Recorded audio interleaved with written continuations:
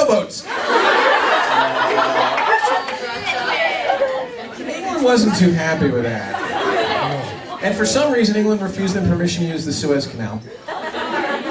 And the Russian diplomats had to dance real fast to get out of that one. And then they sailed all the way around Europe, and all the way around Africa, and all the way around India, and they sailed all the way up to China. It's the most epic sail of any fleet in the history of the world in combat conditions. And the Russian admiral was a genius at keeping his ships afloat and fixing all the broken parts and, you know, scavenging and keeping the thing going. And they sailed right up to Tsushima Straits, which is this little itty bitty narrow area of water near where Korea and Japan almost meet. And the Japanese fleet found them, and they fought for, 5 hours. And the Russian fleet was bigger and had more ships, and some of them were bigger ships, and most of them were older ships. And the Japanese fleet was smaller and had much more modern ships, and they were run by a guy named Admiral Togo. Who's one of those people you don't hear about in the history books till you get to college. He's the most successful admiral in modern history. And this was the only decisive battle between battleships ever. We have footage of it. It was also the first naval battle that used radio, or wireless communications. This is from Toho Studios, the guys who brought you Godzilla. And here we hear sad, slow Russian music. And Korea's on the left, Japan's on the right, and the dinky little islands in the middle are Tsushima. And the Japanese fleet is the one on the left, and the Russian fleet is the one in the middle.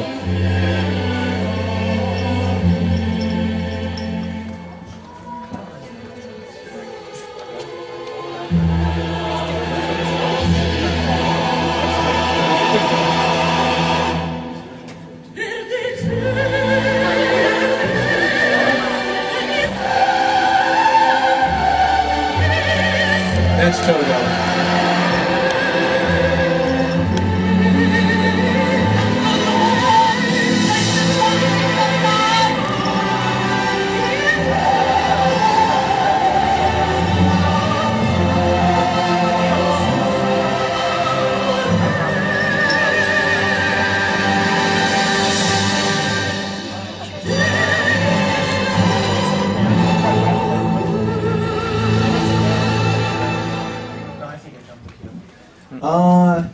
And the Japanese ships sailed sideways, so they were the cross of the T, they were the cap of the T, and the Russian ships were the stalk of the T, which means the Russians could only fire the guns in the front, whereas since the Japanese were turned sideways, they could fire the guns in the front and the back.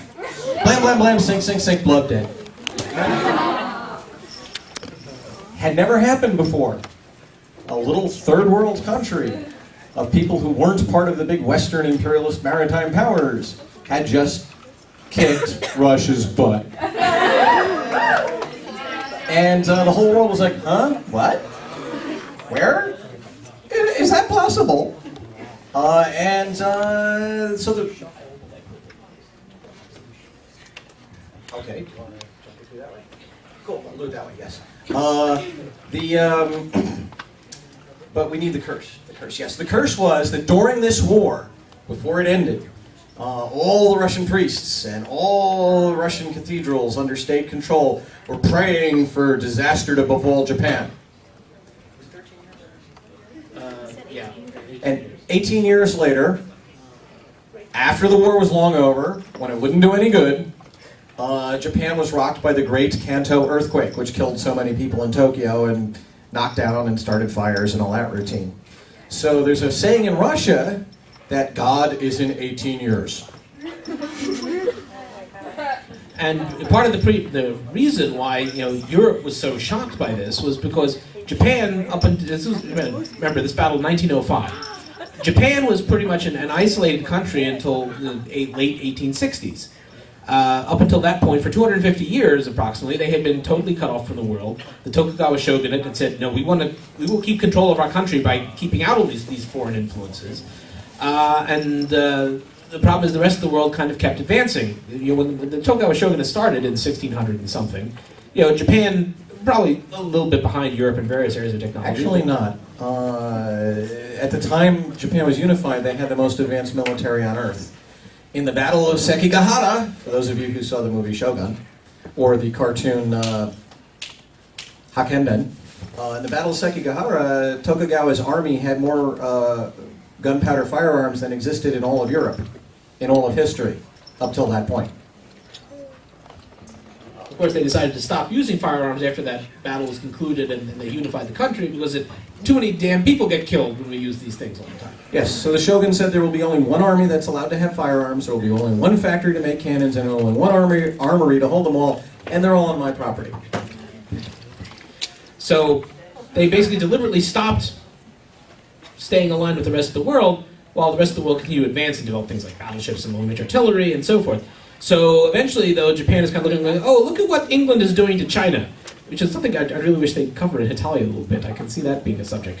And the British Empire and the French Empire doing throughout the rest of Asia. If we don't get on this modern technology bandwagon, we're going to be stomped all over the place.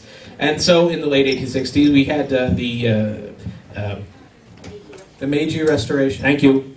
Yeah. When the teenager Emperor Meiji said, let's change this, and him and his pals got together and said to the shogun, you're fired.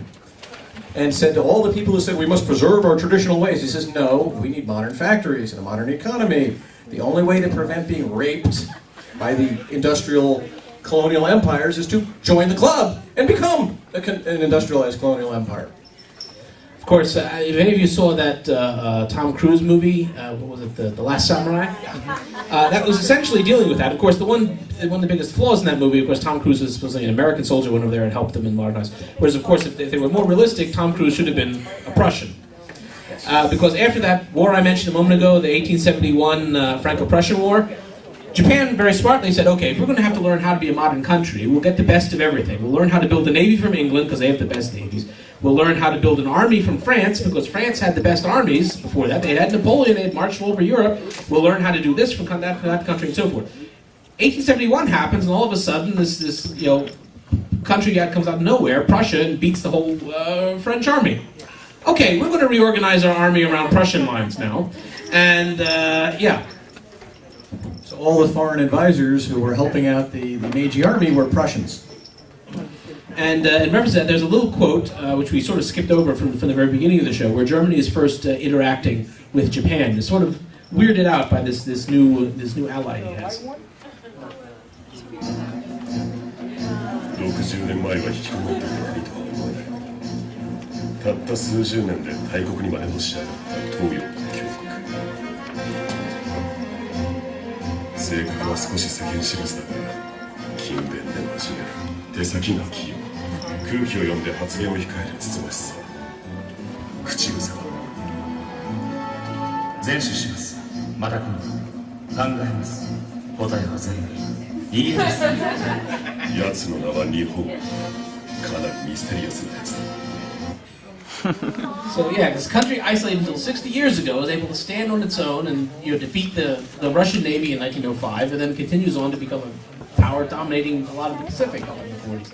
So it's a pretty impressive turnaround, regardless of what else you might think, for a fairly relatively small country. A small, poor country with absolutely no natural resources.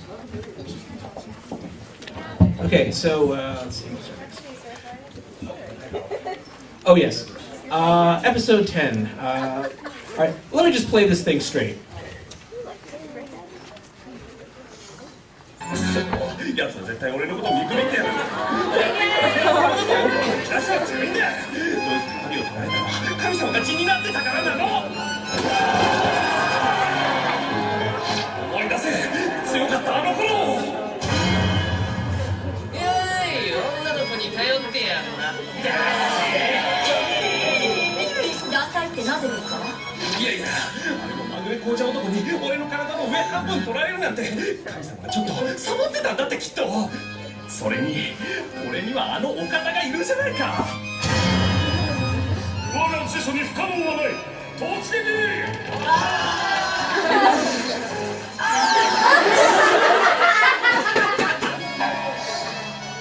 もう死にたあん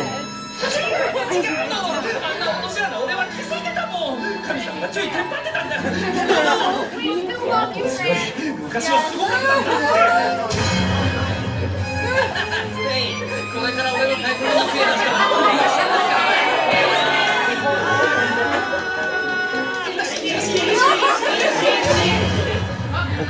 か？